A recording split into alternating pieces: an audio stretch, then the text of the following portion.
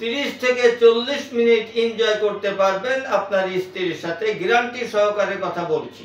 আসসালামু আলাইকুম ওয়া রাহমাতুল্লাহ। প্রিয় শ্রোতা মণ্ডলী, আশা করি ভালো আছেন। আমি আল্লাহ পাকের মেহেরবানিতে ভালো আছি। বাংলাদেশ এবং প্রবাসী সকল ভাই বোনদেরকে জানাই আন্তরিক মোবারকবাদ। গোপন রোগ নিয়ে ভুগছে। গোপন রোগ বলতে বহু ধরনের হয়ে থাকে। আমি আজকে আপনাদেরকে একটি বলবো, যে সমস্ত পুরুষ ভাইরা বিবাহ করার পরে স্ত্রীর মিলনে অক্ষম, অর্থাৎ বীর্য অতীব পাতলা। এই পাতলা বীর্য কি করে ঘন হবে, তার উপরে অত্যন্ত পাওয়ারফুল একটি রেমেডি আপনাদেরকে আমি দিব ইনশাআল্লাহ। সুতরাং ভিডিও না টেনে না কেটে ফার্স্ট টু লাস্ট দেখবেন, কারণ আমার প্রত্যেকটা কথা আপনাদের জন্য জরুরি হবে। তো যে সমস্ত পুরুষ ভাইদের বীর্য অতীব পাতলা, টাইম পাচ্ছেন না, বীর্য পাতলা হওয়ার কারণে টাইম পাওয়া যায় না, এটাই শতভাগ নিশ্চিত সত্য কথা।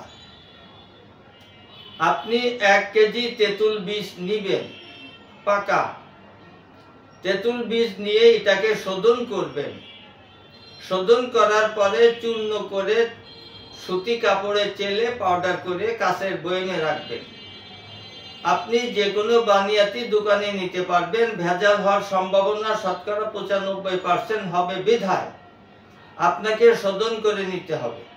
আপনি এই তেঁতুল বীজ চূর্ণ সকালে 1 চামচ এবং রাতে 1 চামচ খাবেন।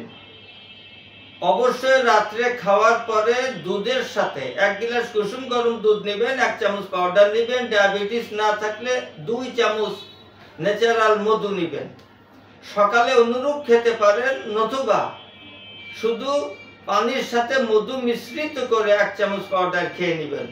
এরকম যদি আপনি 1 থেকে 2 মাস খেতে পারেন, ইনশাআল্লাহ 30 থেকে 40 মিনিট এনজয় করতে পারবেন আপনার স্ত্রীর সাথে, গ্যারান্টি সহকারে কথা বলছি।